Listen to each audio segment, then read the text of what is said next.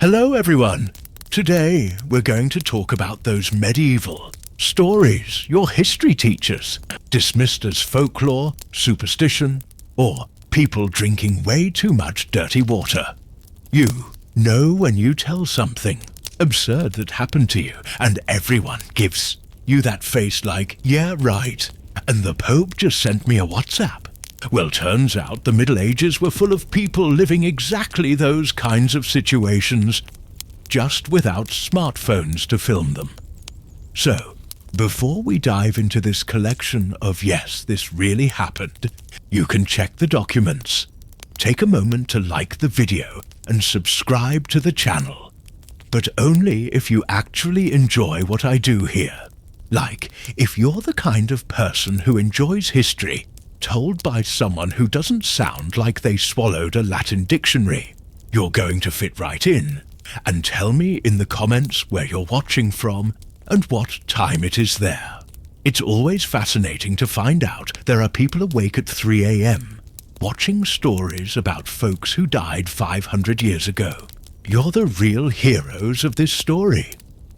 Now dim the lights, create that medieval tavern atmosphere, but without the smell of urine and plague. Maybe turn on a fan for that soft background hum, which will be the closest you'll get to the sound of 40,000 people dying of dysentery. And let's begin our journey through these pearls of humanity. Because if there's one thing the Middle Ages taught us, it's that reality has always been way weirder than any Game of Thrones. The only difference is that George R.R. Martin at least warns you it's fiction. Starting with something that makes carnival parties look like afternoon tea. Strasbourg, July 1518. Picture this. You're walking down the street, doing your medieval chores, like carrying a bucket of dirty water or running from the plague, when you see a woman start dancing. No music, no apparent reason, just dancing. How cute, you think. Someone's happy today. Then you come back the next day, and she's still there, dancing, for 24 hours straight. By the third day, more people are dancing with her. By the seventh day, 400 people are dancing non-stop, and some are starting to die mid-choreography. Welcome to the first flash mob in history. Zombie Apocalypse Edition, Frau Trophäa. Because yes, we actually have the full name of the woman who inadvertently created the first medieval reality show. Began her solo performance on a random July morning in Strasbourg. It wasn't anyone's birthday, there was no music, nothing. She just started dancing. At first, neighbors thought, well, everyone has their hobbies. But when she kept going for days without stopping to eat, drink, or do literally anything normal, like say, stop dancing, things got weird. Within a week, Frau Trophäa had become an influencer. Except instead of selling hair products, she was selling, well, death by exhaustion. Here's where the story gets truly medieval. Local authorities, clearly trained at the same crisis management school that would later say, let them eat cake, looked at 400 people dancing themselves to death, and thought, you know what's missing here? Professional music? That's right.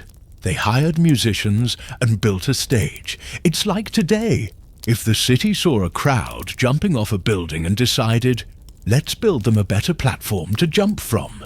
The logic was that if you let people dance properly, they'd tire out and stop naturally. Spoiler, it didn't work. In fact, it worked like pouring gasoline on fire. More people joined in, now with an official soundtrack. Documents from the time, because yes, someone organized enough actually stopped to take notes, while others dropped dead dancing. Describe people sweating blood, convulsing, and literally dancing themselves to death. Medieval doctors, with all their expertise in draining bad humors and blaming the stars, were baffled.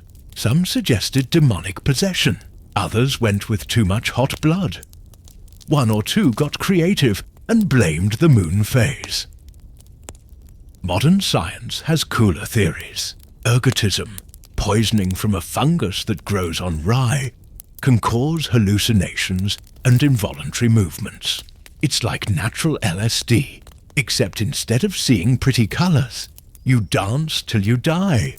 Other theories include mass hysteria, post-traumatic stress, Strasbourg had been through disasters, or simply what happens when you mix hunger, disease, superstition, and one very persistent woman.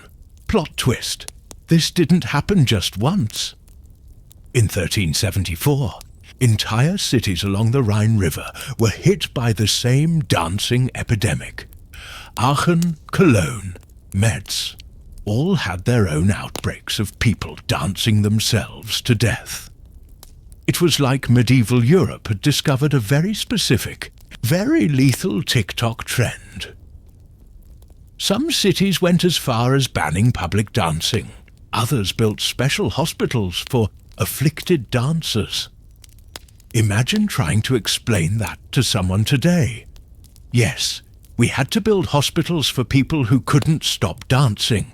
No, it wasn't a nightclub. Yes, they died. Doctors tried everything.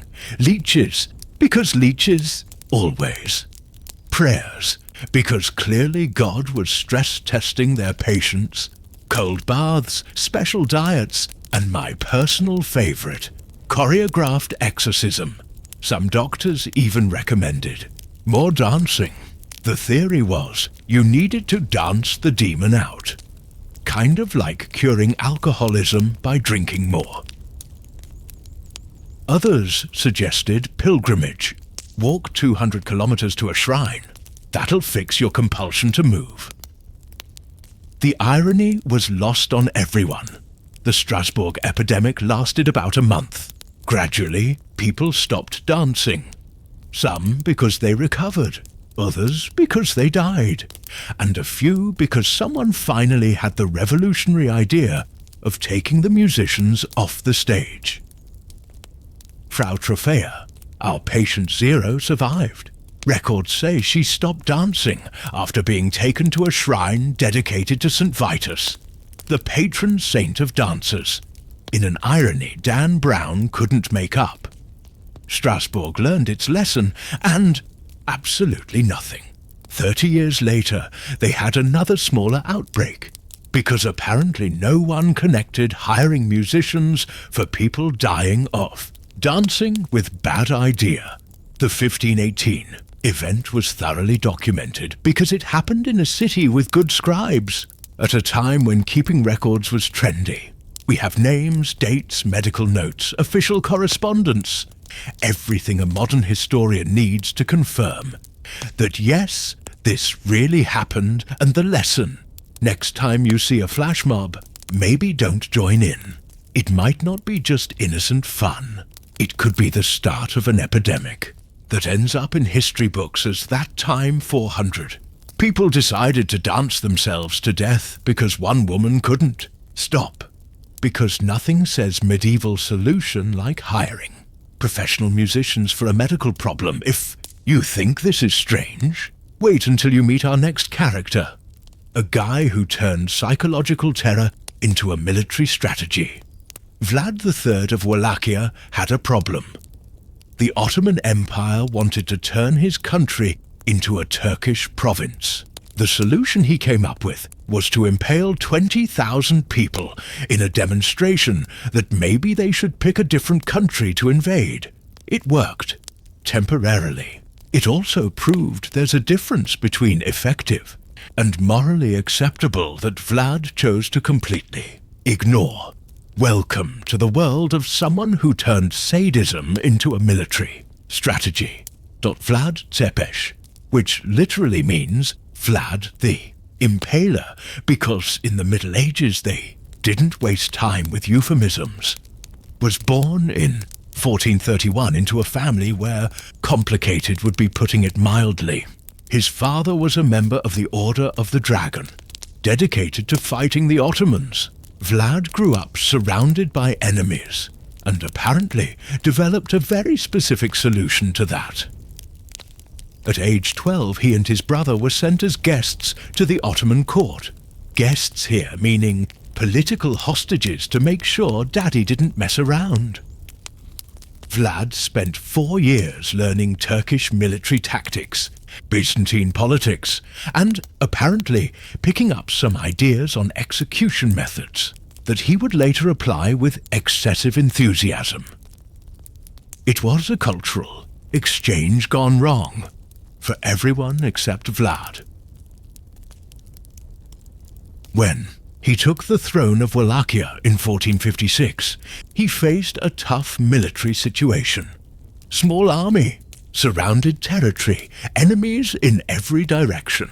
The normal diplomatic solution would be to negotiate, form alliances, arrange political marriages. Vlad opted for impaling people until neighbors changed their minds about invading his backyard. The method was technically elaborate and morally repulsive. A sharpened stake was carefully inserted into the victim's body, positioned so that death would be slow, sometimes taking days. Vlad personally supervised, making sure the process was optimized. It wasn't uncontrolled rage. It was systematic cruelty used as a political tool, which honestly might be even worse. In 1462, when the Ottoman army advanced on Wallachia, they found a special decoration at the entrance of the capital, a forest of 20,000 impaled bodies arranged like a botanical garden from hell. Turkish chroniclers, who were not exactly known for excessive sensitivity in military matters, described the scene as indescribable. Veteran soldiers who had seen decades of war stopped and just stared. Mehmed II, the conqueror of Constantinople, turned around and left. The message was clear. You might win this war, but the psychological cost may not be worth it. It was psychological warfare at its most primitive and brutal. Vlad's sense of theatre was as impressive as it was disturbing. In one documented case, he organized an outdoor banquet surrounded by hundreds of people agonizing on stakes. Diplomats ate and drank, while victims died slowly all around them. When one guest complained about the smell, Vlad ordered him impaled on a higher stake so the air would be cleaner up there. The man probably realized he'd made a mistake in etiquette, but only when it was too late. That's the kind of creative solution to negative feedback that makes it clear why Vlad wasn't exactly a popular dinner guest. The historical documentation on Vlad is extensive and embarrassing. German, Turkish, Moldavian, and Hungarian chronicles all confirm the numbers and methods. These weren't exaggerated legends. They were official reports from people who actually witnessed the events. German chronicles are especially detailed because Vlad had frequent disputes with Saxon merchants. They kept meticulous records of their business interactions with him, probably as evidence for future diplomatic negotiations. One chronicle describes Vlad gathering beggars and the sick, offering them a banquet, then locking the hall and setting it on fire. His justification: so there will be no poor in my kingdom. It was a straightforward approach to social issues that technically solved the problem, but created others far worse. Here's the historically uncomfortable part. Vlad's methods temporarily worked. Wallachia remained independent during his reign. The Ottomans, who were conquering territories monthly, left that particular region alone for decades. Merchants reported they could travel safely through the country without being robbed. Apparently, thieves preferred to work in places where getting caught didn't mean a slow, public death. Diplomats arrived punctually for meetings and were extremely polite during negotiations. Vlad created a brutal form of peace through absolute terror. It worked, but at a moral cost that can't be justified by any logic. Medieval or modern Bram Stoker, the Irish writer who in 1897 decided to create literary nightmares, borrowed only the name Dracula for his vampire. The historical Vlad had nothing to do with bats, Gothic castles, or immortality. In fact, Vlad was religious. He built monasteries, donated to churches, and saw himself as a defender of Orthodox Christianity, which makes it even more disturbing. He committed mass atrocities and then went to church. Ironically, the literary vampire seems almost sympathetic compared to the real man. Vlad died in battle in 1476, fighting the Ottomans in one last attempt to reclaim his throne. His methods of psychological terror died with him. To the general relief of humanity, the Ottomans finally conquered Wallachia in 1504. It took decades, but they did it. Apparently, even campaigns of terror have an expiration date. Vlad Tepes achieved something rare in history. His name became synonymous with cruelty for 5 centuries. He also showed that extreme methods can bring temporary results, but always at costs that destroy any moral justification. He was technically efficient and morally monstrous. A combination history records as a warning, not a model to follow. Vlad's lesson is simple.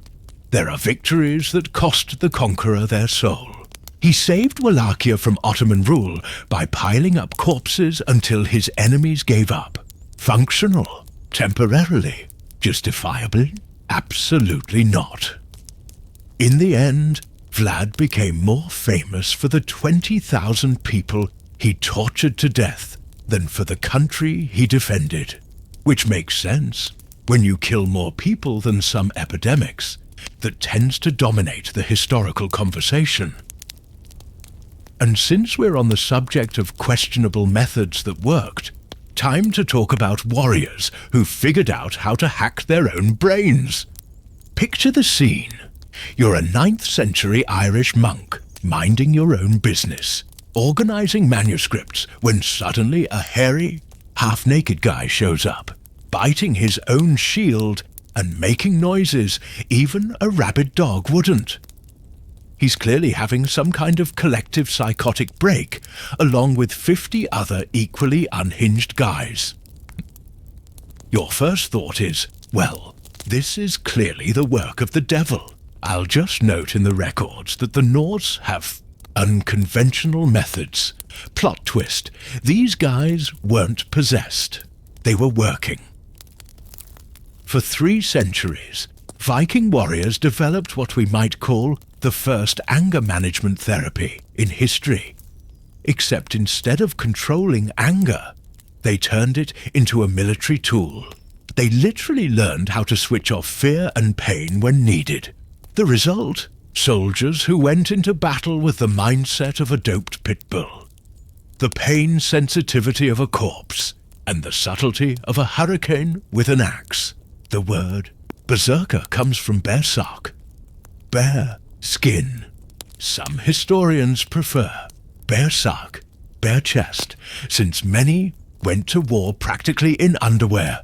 Either way, they were guys who figured out the best armor is not caring what happens to you. It's like they invented general anesthesia. But instead of using it for surgery, they used it to cut other people in half. They weren't just hulking out Vikings.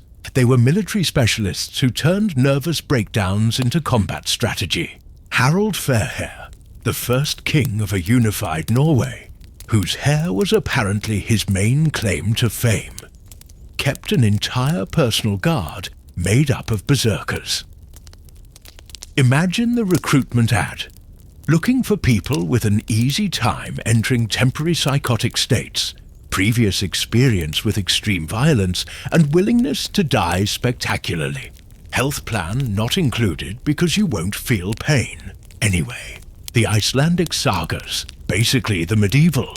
Wikipedia, written by people who actually knew how to tell stories, describe berserkers with clinical precision that would impress modern psychiatrists. Before battle, tremors, teeth-grinding, face-turning colors, animal-like behavior. During battle, total insensitivity to pain, superhuman strength, ability to keep fighting through wounds that should kill normal people. After battle, complete collapse, weakness, depression for days. It's literally a description of people who figured out how to hack their own nervous systems. The historical evidence is awkward for those who like to dismiss Vikings. Frankish chronicles, written by people who were on the receiving end, so hostile sources, confirm Norse warriors fought like rabid dogs or wolves. Irish monks, who had zero interest in Viking propaganda, wrote that some warriors were completely immune to iron and fire. It wasn't marketing. It was grudging admission that this was actually happening. The most famous case, the Battle of Stamford Bridge, 1066, a lone berserker held an entire bridge against the English King Harold's army. Alone, with an axe. The Anglo-Saxon chronicles, not exactly Viking cheerleaders, admit he killed more than 40 English soldiers. 40, alone, on a bridge, the kind of thing that sounds like a lie until you realize it was documented by the enemies themselves. Modern science finally explained what the Vikings discovered through trial and error. Dissociative states can be induced through specific techniques. Hyperventilation, fasting, self-inflicted pain, repetitive auditory stimulation. The result is a temporary shutdown of the prefrontal cortex, the part of the brain responsible for silly things like fear, pain, and survival instinct. In simpler terms, they figured out how to press Ctrl+Alt+Del on the human brain to access administrator mode. Some theories suggest they used hallucinogenic mushrooms. Amanita muscaria grows in Scandinavia and can cause pain insensitivity. But analyses of Viking graves haven't found regular evidence of drug use. The more likely explanation is that they developed purely psychological techniques. Controlled breathing, self-hypnosis, transcendental meditation aimed at mass homicide. It was like yoga, except the end goal was to become a temporary killing machine. Their pre-battle rituals were elaborate and specific. They danced in circles like a medieval rave, beat drums until everyone was dizzy, shouted invocations that were probably the Norse equivalent of Leroy Jenkins. They bit shields until they bled, an interesting way to psychologically prepare for ignoring pain. They scratched their own faces, yanked at their hair and beards. Basically, everything a normal person does during a nervous breakdown, except on purpose. It was self-harm as warm-up exercise. The most impressive part is that it was taught. Veteran berserkers trained novices in the techniques. Specific breathing, body postures, mental visualizations. An experienced berserker knew exactly how to enter the rage state, how long he could sustain it, and how to come out of it alive. It was a profession requiring technical expertise in going completely insane in a controlled way during the Berserker Gang. Literally, the Berserker Walk. Because the Vikings had a very specific sense of humor. Warriors experienced enhanced strength, faster reflexes, and something like tunnel vision, except focused solely on eliminate everything that moves. The downside, when the effect wore off, they collapsed as if they'd just run a marathon after downing a bottle of vodka. Weak, disoriented, depressed for days. It was a neurological hangover with side effects that included possible death by exhaustion. That's why berserkers were used strategically. for specific attacks, not long campaigns. They were special ammo, not standard issue. Archaeologists have found fascinating physical evidence. Skeletons of probable berserkers show injuries any sane person would consider incapacitating, but apparently were treated as minor inconveniences in combat. Bone fractures that didn't stop movement, blade wounds slicing through major muscles but not ending the fight. It's like they had the ability to postpone physical consequences until after the battle. Pain? Nah, I'll deal with that after I finish chopping these people. Even more interesting, bronze figurines found in Sweden show warriors biting shields, with expressions best described as homicidal, ecstasy. It wasn't abstract art, it was visual. Documentation of professional techniques. It was like instruction, manuals carved in metal. Berserkers had complicated social status. On one hand, respected as elite warriors. On the other, avoided in normal social situations, since you never knew when they might go back to work without warning. Some sagas describe berserkers being banished from communities for antisocial behavior. Apparently, training yourself to turn off empathy has side effects on small talk skills. Who would have thought specializing in extreme violence could affect your casual conversation game? The decline of berserkers coincides with the Christianization of Scandinavia. By the 11th century, Christian kings began banning pagan practices. Harald Hardrada of Norway was among the last to keep berserkers in his royal guard. It wasn't just religion. It was military evolution. Tactics were becoming more sophisticated. Disciplined formations, heavy cavalry, better equipment. Individual warriors in uncontrolled rage became less useful than coordinated soldiers. Berserkers were victims of progress. Warfare was becoming more civilized. Ironically, the last historical mentions appear in the 12th century, usually as relics of a past era. The Viking Age was ending, and with it, professions that required people to enter psychotic states on command. The job market for specialist in controlled. Fury simply dried up. Berserkers left behind a fascinating legacy about human performance limits. They proved it's possible to radically alter conscious experience using only psychological techniques. They also showed that some professions come with unique occupational hazards. Berserkers were effective on the battlefield, but probably had shorter life expectancy and severe mental health issues. In the end, they represent one of humanity's most extreme experiments with altered states of consciousness for practical purposes. It wasn't spirituality. It was applied neuroengineering for professional homicide.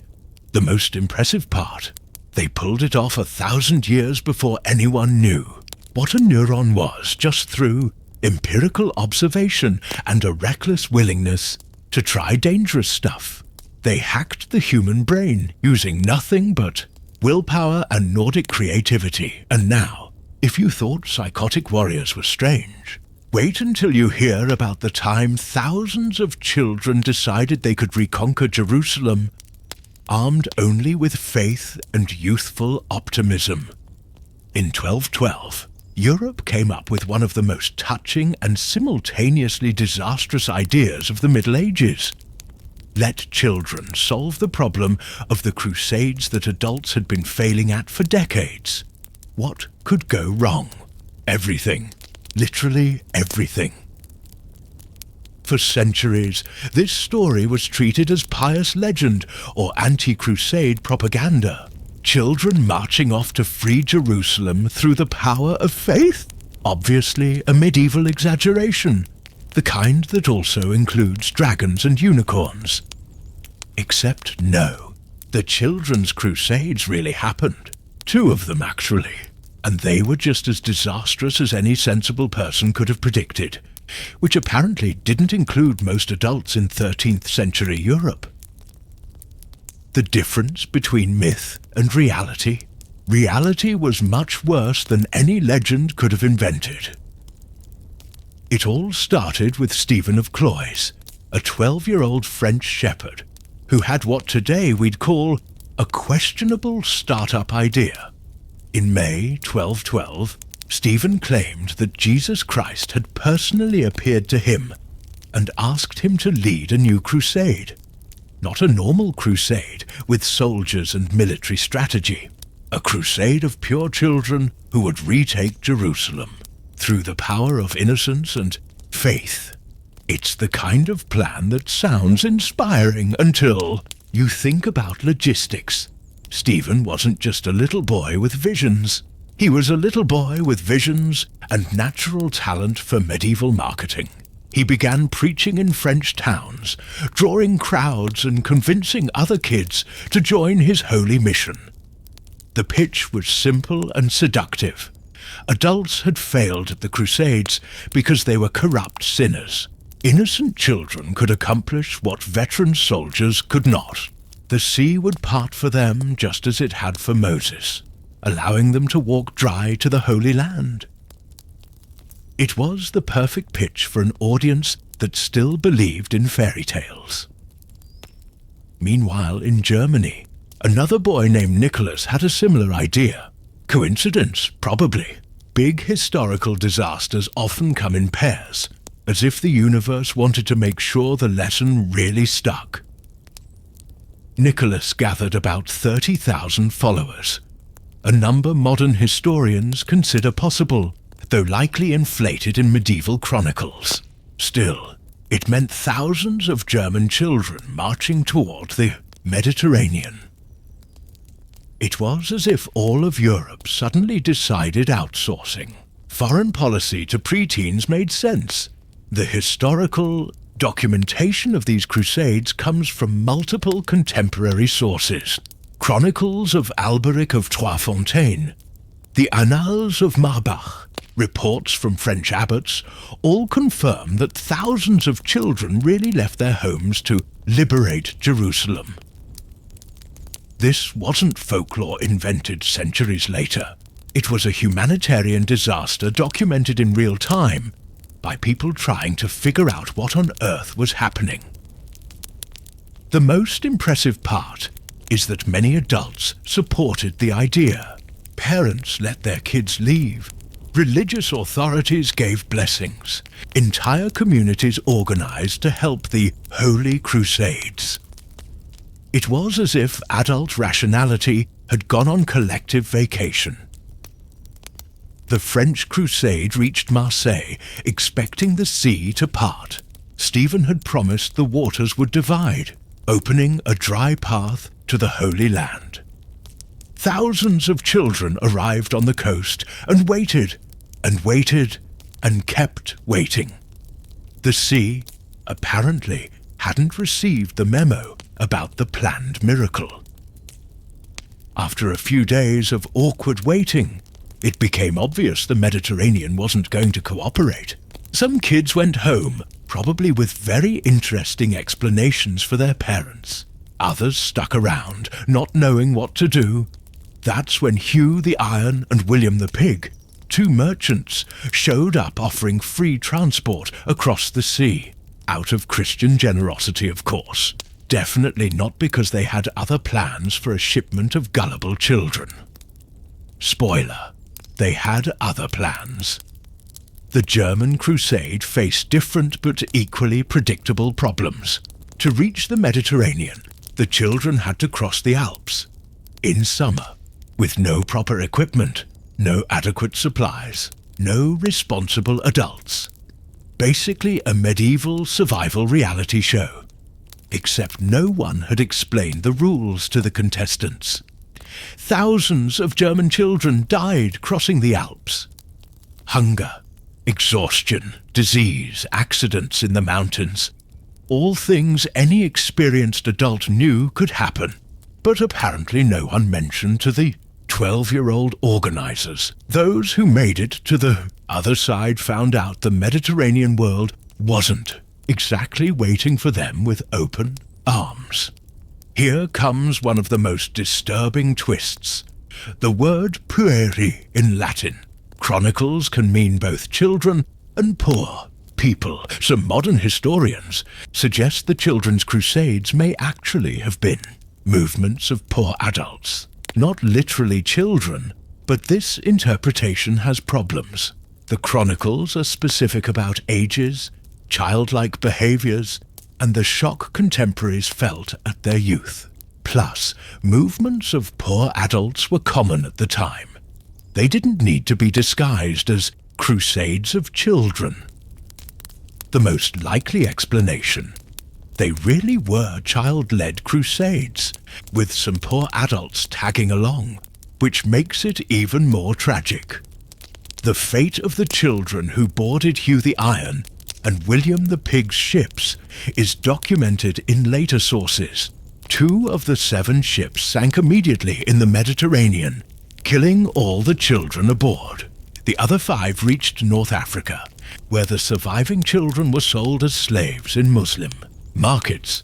Exactly the kind of outcome any adult with half a brain could have predicted, if anyone had stopped to think about what actually happens when you hand thousands of children over to strangers offering free transport.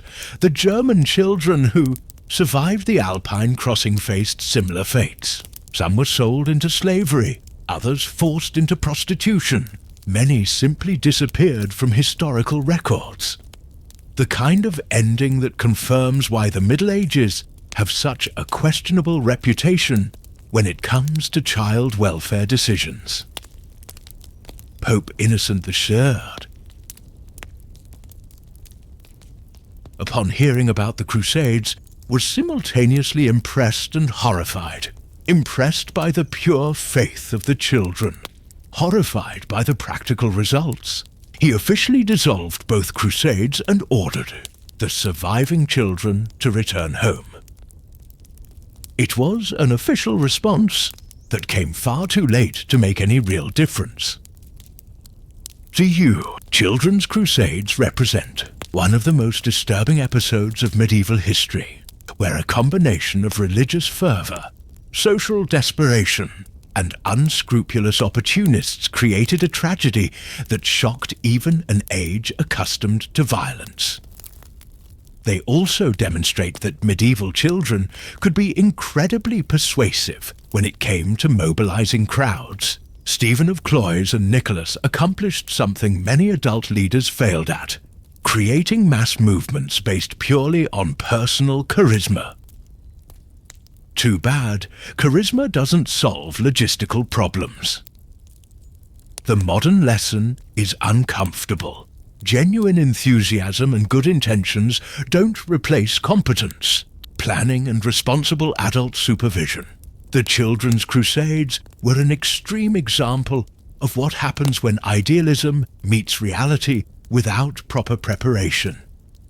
It was like medieval crowdfunding for an impossible project. Except, instead of losing money, people lost their lives. In the end, the Children's Crusades accomplished something no adult crusade ever did. They united Christians and Muslims in the same reaction. Both sides were horrified by what had happened, and agreed that using children in religious conflicts was a line that should never be crossed. It was moral progress born out of complete tragedy. The Crusades also marked a change in Europe's perception of holy war. After 1212, the Church became more cautious with spontaneous popular movements and began demanding tighter institutional control over future crusades. More importantly, the Children's Crusades became a lasting symbol of the dangers of uncontrolled religious fanaticism. They appear in literature, art, and music as reminders that even the noblest motivations can end in disaster when not tempered with practical wisdom. Stephen of Cloyes and Nicholas probably sincerely believed they were doing the right thing. They wanted to serve God, liberate the Holy Land, and prove that pure faith could conquer any obstacle. The problem is, Pure faith without practical knowledge of how the world works often leads innocent children straight into situations no amount of faith can fix. It was an expensive lesson on the difference between divine inspiration and competent human planning. A lesson that cost thousands of young lives and traumatized an entire generation of Europeans. And speaking of expensive lessons about the limits of faith versus practical reality, for centuries, one of Christianity's most scandalous stories circulated through Europe's halls of power. An English woman disguised herself as a man, studied in Athens, became a cardinal, and finally ruled as Pope for 2 whole years. Even more dramatic, she was discovered during a papal procession when she went into labor in the street, gave birth in public, and was immediately stoned to death by the shocked crowd. The Catholic Church vehemently denied it. Papal critics loved it, and everyone believed it for nearly 400 years. Plot twist: Joan never existed. But the reason she was invented reveals much more about medieval politics than any real pope ever. Did Pope Joan is the most successful medieval myth that modern history has completely dismantled, and in the process revealed why lies sometimes expose truths more interesting than facts. The first mention of Pope Joan appears in the 13th century in the Chronicles of Martin Polonus. According to him, between Popes Leo IV and Benedict III, around 855 AD, there was a pontificate of a woman who fooled everyone for 2 years. The story had all the elements of a medieval thriller: false identity, secret education, meteoric rise to power, forbidden romance, scandalous pregnancy, and violent death. Basically, a Mexican soap opera with papal robes. Martin didn't invent the story from scratch. He compiled rumors, urban legends, and gossip that had been circulating for decades. But he gave the legend official shape, turning hearsay into historical documentation. Over the following centuries, Pope Joan's story gained elaborate details. She was said to have been born in England, studied philosophy in Athens disguised as a man, travelled to Rome still keeping her male identity, impressed everyone with her erudition, and slowly climbed the ecclesiastical hierarchy. In the most detailed versions, Joan was so intelligent and charismatic that no one suspected her true identity.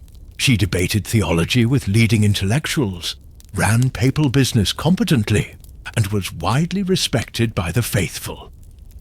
Until the day her double life literally came out at the worst possible moment. The classic version of her discovery is pure cinema. During a solemn procession between St. Peter's Basilica and the Lateran Basilica, Joan began feeling labour pains. She tried to hide it, but labour doesn't wait for religious ceremonies. In the middle of the crowd, surrounded by cardinals, bishops, and thousands of faithful, she gave birth. The crowd's reaction was immediate and brutal, stoned to death. It's the kind of dramatic ending modern screenwriters might consider too over the top to be believable. The story spread across Europe like wildfire. It appeared in French, German, English, and even Byzantine chronicles. Artists painted the scene. Writers elaborated detailed versions, and the church spent centuries denying it ever happened. The legend's popularity even created physical evidence. There was the famous sedia, stercoraria, a papal chair with a hole in the middle supposedly used to physically check the sex of new popes before. Coronation.tour guides pointed out the exact spot where Joan supposedly gave birth. There was even a commemorative statue in Rome. The problem: modern historical investigation has found absolutely no evidence Joan ever existed. Zero. Nothing. No papal documentation. No administrative records. No gaps in the papal succession where she could have fit. Worse for the legend, we know exactly who all the popes of that period were. Day by day, from multiple independent sources, the Holy Chair, an old Roman chair reused for ceremonies, its hole probably practical. Ventilation or holding ornaments. The supposed physical inspection of popes never existed. The commemorative statue, a regular medieval sculpture later reinterpreted as proof of the legend. The multiple chronicles mentioning Joan, all copied from each other, creating a false impression of independent sources. Joan was a classic case of how legends become historical fact through repetition and embellishment. But here's the fascinating part. Although Joan never existed, her legend was born from very real frustrations with papal power. The 13th century was a crisis period for the Church. Popes involved in temporal politics, widespread corruption, conflicts with emperors, internal schisms. Papal prestige was at a historic low. The Pope Joan legend worked as coded social criticism. It essentially said, the papacy is so corrupt, even a woman could fool everyone and rule better than men. It wasn't misogyny. It was political satire, using misogyny as a rhetorical tool. The story also reflected medieval anxieties about powerful women. 13th century Europe had several regent queens, influential abbesses, and noble women exercising real power. Joan symbolized both fascination and terror at the idea of women in command. Ironically, while the Pope Joan legend spread, real women were exercising substantial papal influence behind the scenes. Theodora and Marozia in the 10th century practically controlled the papacy for decades. Stephanie de Crescenzi installed and removed popes at will. Cito for difference. Those women operated through indirect influence and political manipulation methods society deemed more appropriate for women. Joan, in the legend, had gained power through intellectual competence and personal merit. That was far more threatening to the established order than backroom manipulation. The legend persisted until the 15th century, when Renaissance humanists began applying stricter historical methods. Lorenzo Valla, famous for debunking the donation of Constantine, also dismantled Pope Joan's evidence. But even after being academically discredited, the story remained popular in European culture. It appeared in literature, operas, plays, and eventually modern films. Joan became a lasting symbol of the tension between institutional authority and individual competence, between tradition and change, between what was appropriate and what was effective. The Pope Joan legend teaches us something fascinating about how myths work. Sometimes they reveal more than reality itself. Joan never existed, but the frustrations that created her were entirely real. She represented the medieval desire that leadership be based on competence, not hereditary privilege or political connections. She also expressed the subversive fantasy that even the most traditional institutions could be reformed by talented outsiders. In the end, Pope Joan was medieval Europe's most successful piece of political criticism. She questioned papal authority, provoked debates about gender and power, and stayed relevant for centuries, all while being completely fictional. Not many myths manage to have that much impact while being based on absolutely nothing but collective wishful thinking. Her story also shows how medieval societies processed social criticism instead of direct confrontation with powerful institutions, which could result in excommunication or worse. People created legends to express frustrations in coded form. Joan was political protest, disguised as religious scandal. More importantly, she proves that even highly hierarchical, traditional societies could imagine radical alternatives to the status quo. Medieval Europe was able to conceive of a competent woman, ruling the church centuries before it accepted that real women could have basic political rights. Sometimes fiction arrives before social reality. In the context of legends later proven real, Joan represents the opposite. A legend so convincing it was accepted as historical fact for centuries, until modern methods proved it was entirely invented. But her non-existence doesn't reduce her historical importance. Joan influenced theological debates, inspired reformers, terrified conservatives, and entertained generations of Europeans. She accomplished all that without ever breathing.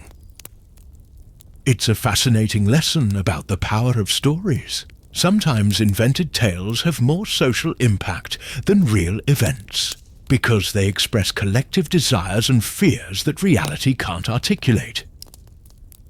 Pope Joan may not have existed, but the questions she raised about power, competence, gender, and institutional authority remain relevant today, and that, perhaps, is the kind of immortality no real pope ever achieved. Now, after that story about a legend debunked, let's look at a legend that actually did have solid historical roots. For over 1,000 years, the story of King Arthur was treated as medieval fantasy. A mythical Breton king who united Britain, commanded the Knights of the Round Table, wielded Excalibur, and built Camelot before dying tragically in battle against his own son. Pure fiction, obviously.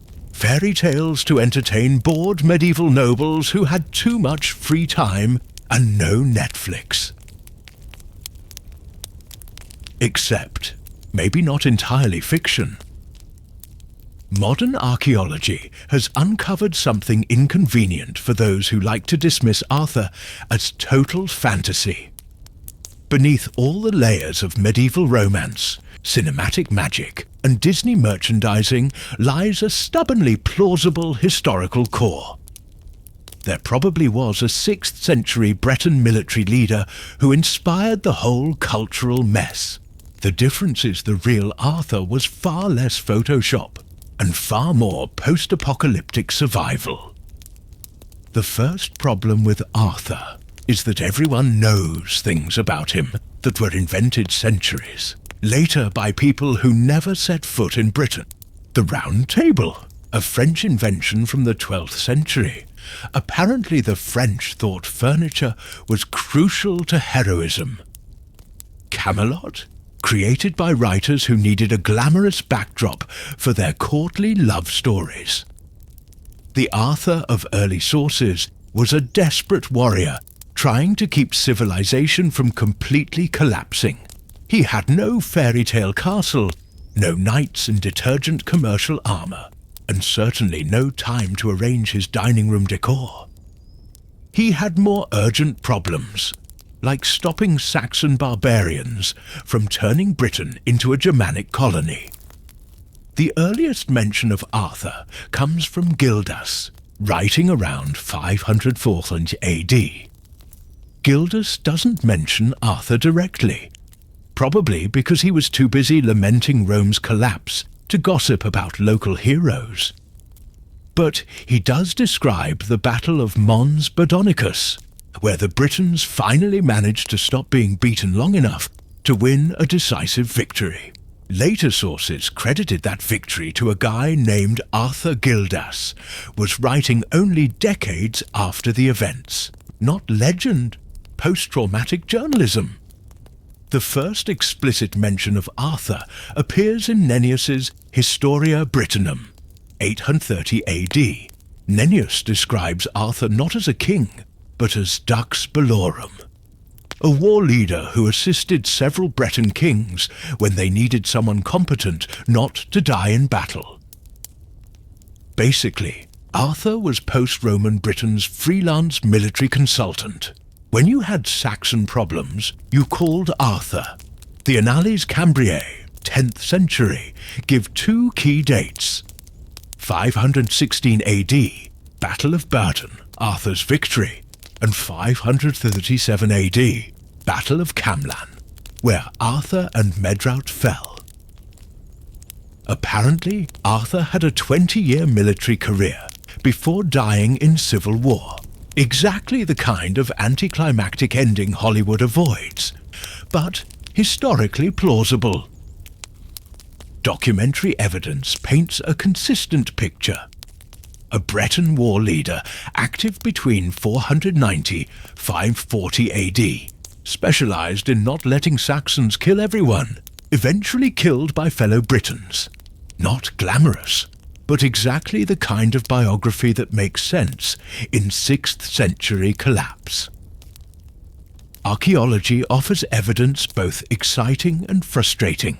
South Cadbury revealed massive fortifications from the Arthurian period, the kind of military base a serious commander would need to coordinate campaigns against multiple enemies. Tintagel showed that someone very wealthy was living there in the 6th century, importing Mediterranean luxuries, while the rest of Britain lived in a post-apocalyptic barter economy.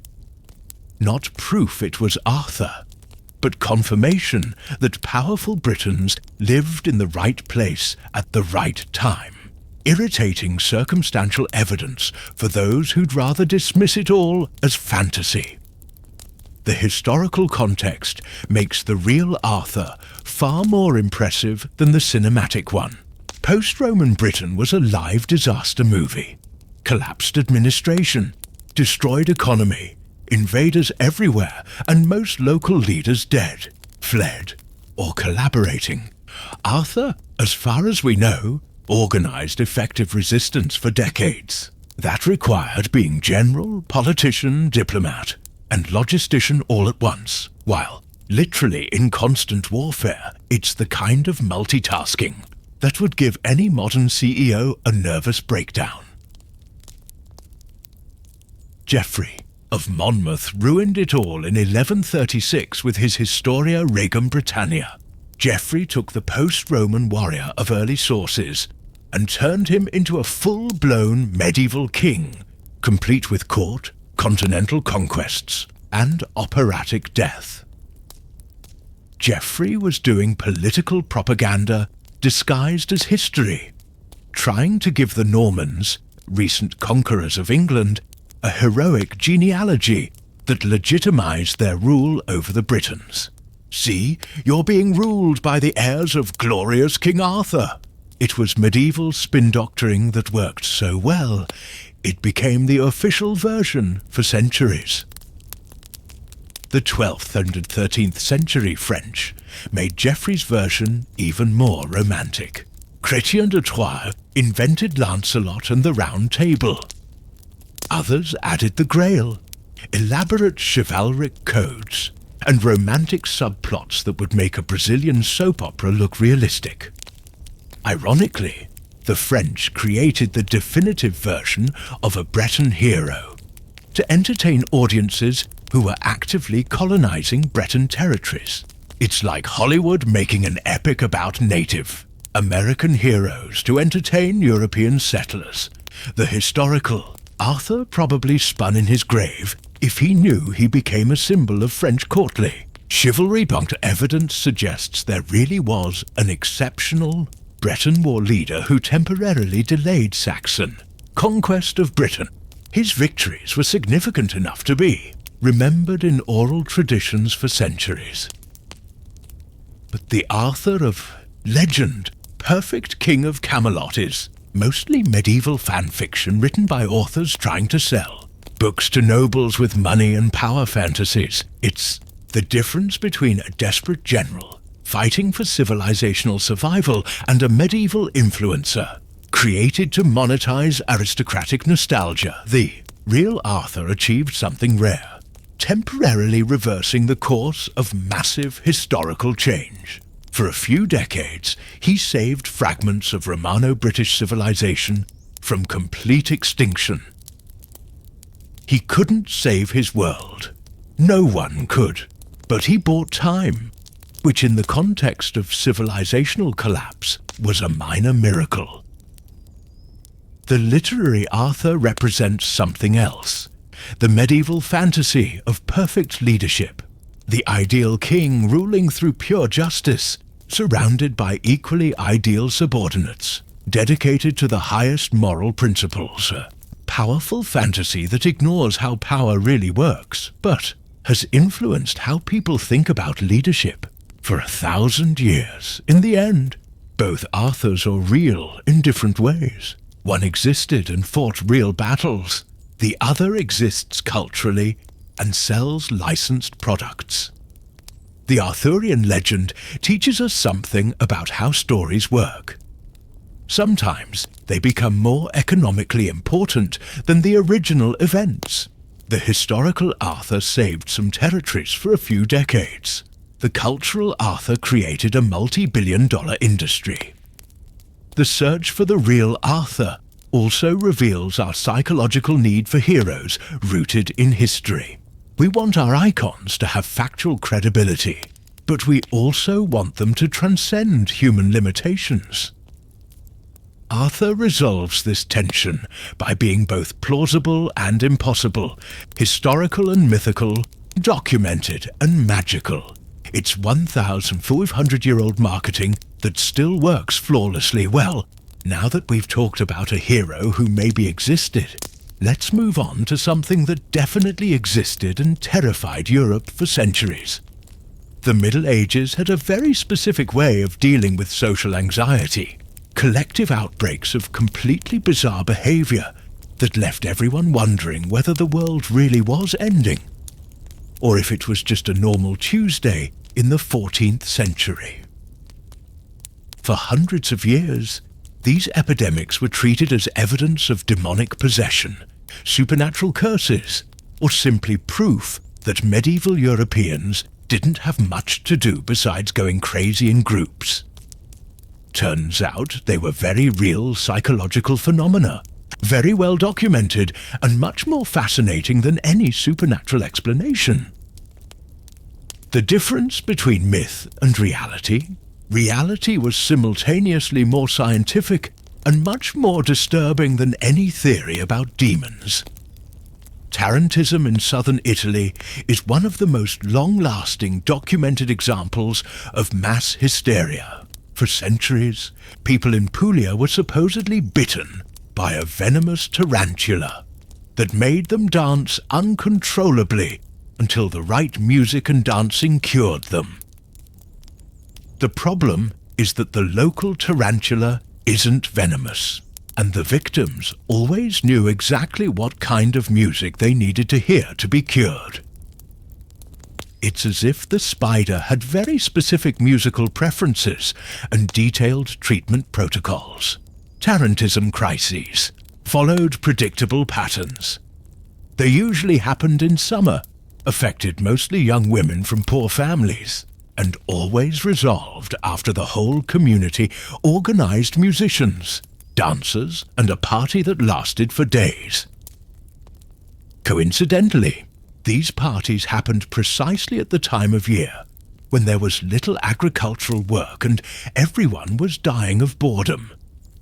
Tarantism was basically a socially accepted way to ask for medical attention, community entertainment, and a break from routine through involuntary behavior no one could criticize, because it was the spider's fault. In France, the Saint-Médard Cemetery became the stage for one of the best documented outbreaks of collective hysteria in European history. Between 1727 and 1732, thousands of people visited the tomb of the Deacon François de Paris and began having convulsions, visions, and ecstatic behaviors. The convulsionaires shouted prophecies, performed impossible contortions, asked to be beaten with heavy objects, claiming it eased their spiritual pains, and put on scenes that would make modern reality TV look like an educational documentary. The French government eventually closed the cemetery, but the outbreaks continued in private homes for decades. It was as if Paris had discovered a new form of religious entertainment that combined theatre, physical exercise and group therapy. Loudun in France staged one of the most famous documented cases of collective possession. In 1632, nuns from the local convent began having attacks, speaking unknown tongues, doing impossible acrobatics, and accusing the local priest, Urbain Grandier, of having made a pact with the devil to possess them. The case became a national sensation. Doctors, theologians, nobles, and the curious travelled from all over France to witness the nuns' performances. Grandier was tried, tortured, and executed for witchcraft based solely on the testimony of the possessed nuns. The most interesting part is that the possession stopped completely after Grandier died. Apparently, the devil lost interest in the convent as soon as he got what he wanted. The Loudun cases were meticulously documented because they drew the attention of civil and religious authorities. We have detailed medical reports, transcripts of exorcisms, official correspondence, and even drawings of the impossible postures the nuns managed during the attacks. The documentation reveals fascinating patterns. The possessions always happened in public, followed elaborate theatrical scripts, and the victims displayed knowledge of theology and Latin that they officially weren't supposed to have. It's as if they had secretly studied how to play a convincing character of a nun possessed by the devil. Modern medicine identifies these outbreaks as examples of conversion hysteria or collective dissociative disorder.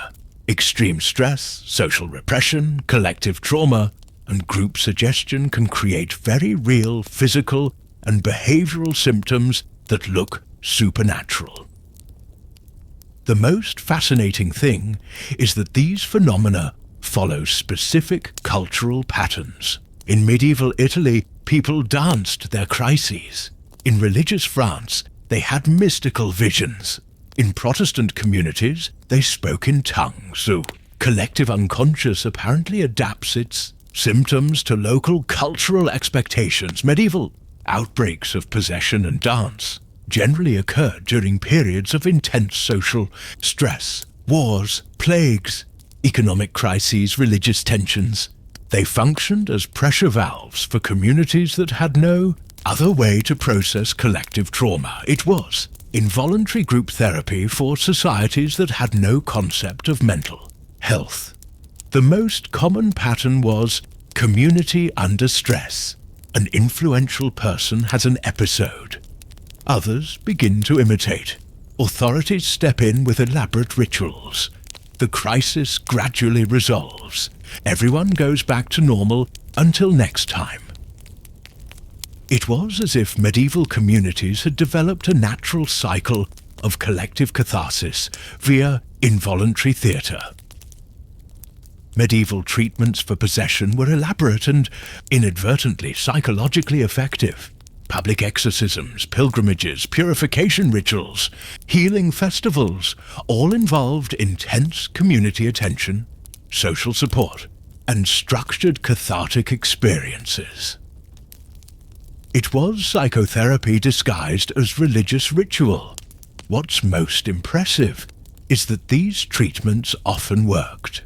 People recovered, returned to their normal lives, and the outbreaks eventually stopped. Not because demons were expelled, but because the underlying psychological needs were met through community rituals. The historical documentation of these events is extraordinarily rich, because they always drew official attention. Religious authorities investigated, doctors examined, scribes recorded everything. We have hundreds of well-documented cases of medieval mass hysteria, with detailed descriptions of symptoms, treatments, durations, and outcomes. It's one of the areas where the Middle Ages left more complete records than many modern societies. The outbreaks also reveal fascinating aspects of medieval social psychology. They show how communities processed trauma, how gender roles were negotiated, most victims were young women, how religious authority functioned in practice, and how entertainment and catharsis blended together. It was a window into the collective unconscious of entire societies. The most disturbing aspect is that these phenomena didn't vanish with modernity. Mass hysteria still happens regularly, in schools, factories, religious communities, even on social networks. The difference is that now we call it collective psychosomatic disorder, rather than demonic possession. The symptoms changed, less dancing, more chronic fatigue or mysterious allergies, but the psychological mechanism is identical. Apparently, the human need to process stress through collective drama is a historical constant. Medieval outbreaks of possession and dance teach us something profound about human nature. When communities are under extreme pressure, they develop creative ways to ask for help and attention through behaviors that technically can't be criticized because they're involuntary. It was an ingenious social system to ensure that people in crisis received community support, even in societies that had no formal mental health structures. They also show that the line between performance and genuine symptom is much more fluid than we imagine. Medieval people were probably not faking their episodes. They really experienced the symptoms they described. But those symptoms were shaped by cultural expectations, psychological needs, and social dynamics in ways that made the experience simultaneously authentic and performative. In the end, medieval epidemics of possession represent some of the earliest documented forms of community therapy. They showed that human societies instinctively develop mechanisms to cope with collective trauma, even when they don't understand the psychology behind those mechanisms. It was applied psychology centuries before psychology was invented as a discipline. And perhaps most impressive of all, these medieval treatments often worked better than many modern approaches to collective trauma, because they involved the entire community in the healing process. It was holistic medicine in the most literal sense possible. And so we reach the end of this journey through the strangest corners of medieval history, where we discovered that reality was often much weirder, much more impressive, and definitely much better documented than anything a Netflix screenwriter would dare put on air for. Fear of being sued for unrealistic. Exaggeration. We went through people dancing themselves to death because a woman apparently invented the first lethal flash mob in history, a prince who made mass impalement his main foreign relations policy. Warriors who literally hacked their own nervous system to turn into organic war machines.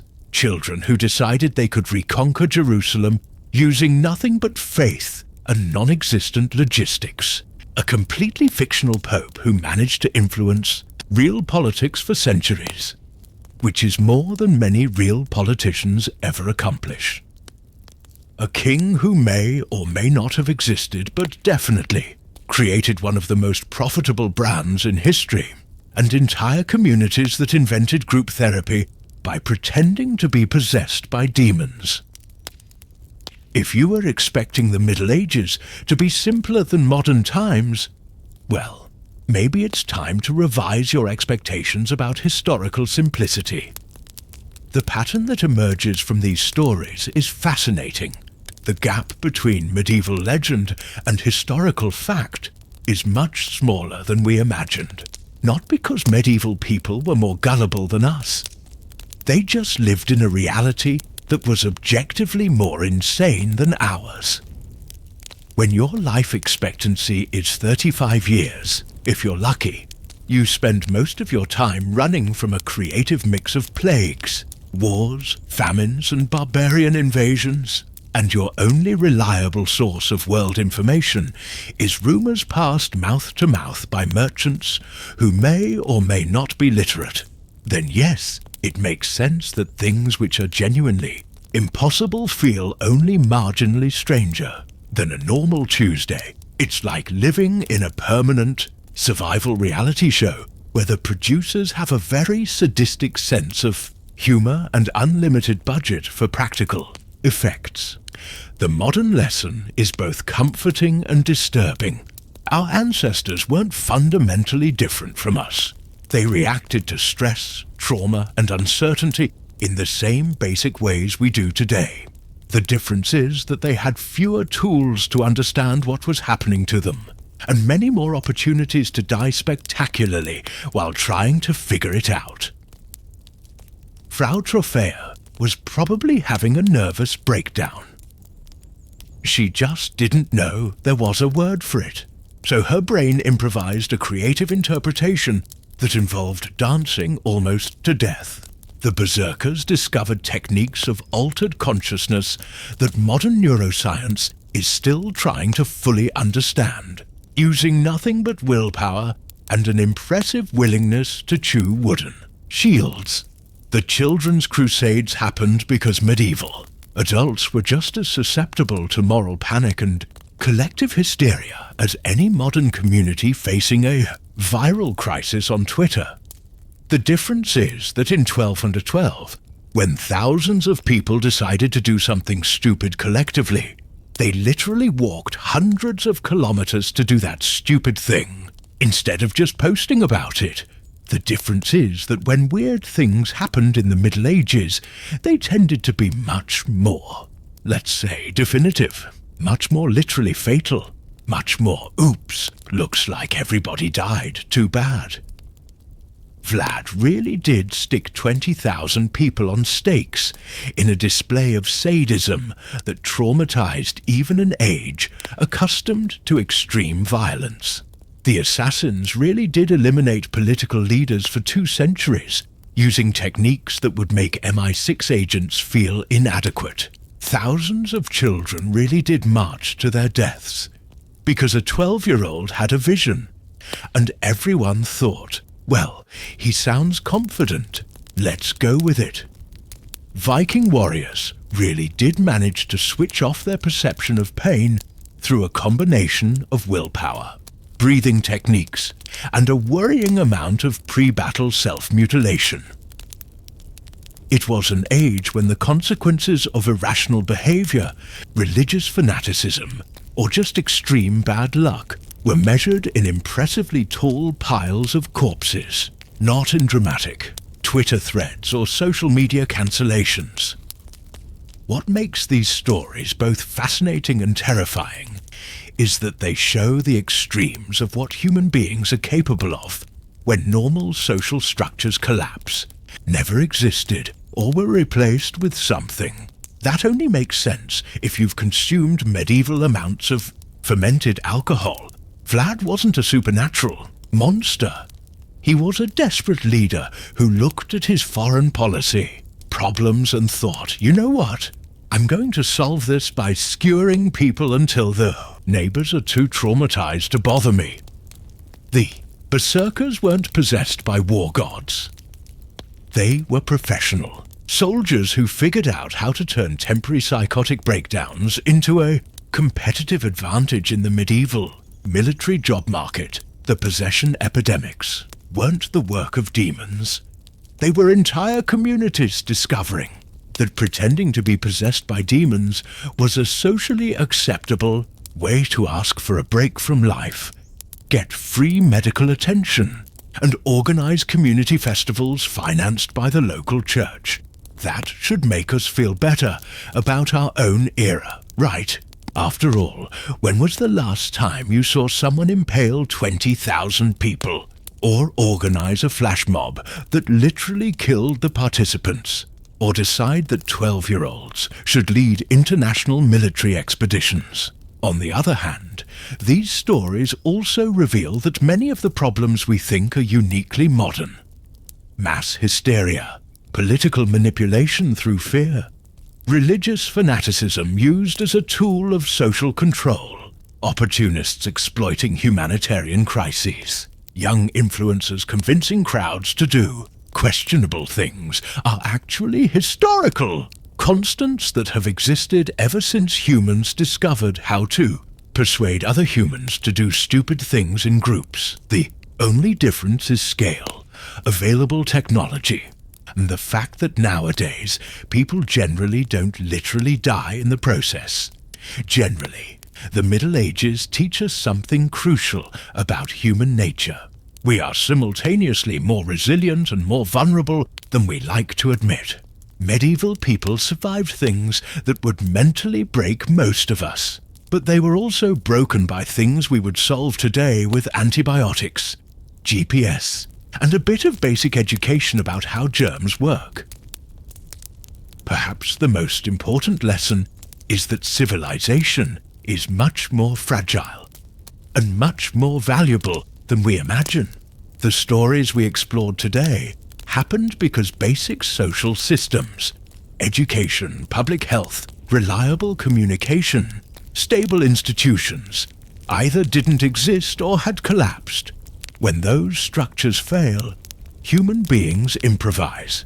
And the ways they improvise can be impressively creative, disturbingly effective, and absolutely terrifying. Frau Trophea improvised a way of expressing anguish that accidentally created an epidemic. Vlad improvised a military strategy that temporarily saved his country but traumatized a civilization. The Berserkers improvised combat techniques that made them legendary but probably killed them young. It was human creativity applied to extreme problems, producing solutions that worked in the short term, but came with enormous long-term costs. The last lesson from these stories is perhaps the most important. Documentation matters. We know about these events because someone stopped to write about them. Monks kept chronicles. Scribes recorded transactions. Bureaucrats filed official correspondence. Without that obsessive documentation, these stories would have completely disappeared or turned into myths so distorted that we would have lost any connection with the original reality. The Middle Ages left us an extraordinary archive of human behavior under extreme pressure. It's a natural laboratory of social psychology, cultural anthropology, and political science applied in conditions we hope never to personally experience. But it's also a reminder that our normal, civilized age is a temporary historical aberration, maintained by social structures that require constant maintenance and should never be taken for granted. The people who lived these stories didn't wake up thinking, "Today I'm going to star in a bizarre medieval legend." They were just trying to survive, protect their families, solve immediate problems, and make sense of a world that often didn't make sense at all. Exactly like us. The difference is that they were doing it without the safety net of scientific knowledge, stable institutions and technology we take for granted, and yet they created some of the most enduring, influential, and genuinely impressive stories in human history. That's no small thing. Thank you for joining me on this journey through the strangest corners of the past. If you enjoyed this exploration of legends that turned out to be surprisingly real, leave a like, subscribe to the channel, and tell me in the comments which of these stories surprised you the most. And remember, the next time someone says something is impossible or would never happen in real life, you can reply that it probably did happen in the Middle Ages, and we have the documentation to prove it. Reality has always been stranger than fiction. Fiction needs to make sense. Reality, well, reality just needs to happen. And in the Middle Ages, a lot of bizarre stuff really did happen. Now relax. Let these thoughts about deadly dancers and psychotic warriors settle in your mind and have a good night's sleep. At least you know that waking up tomorrow will be a lot calmer than waking up in 1347.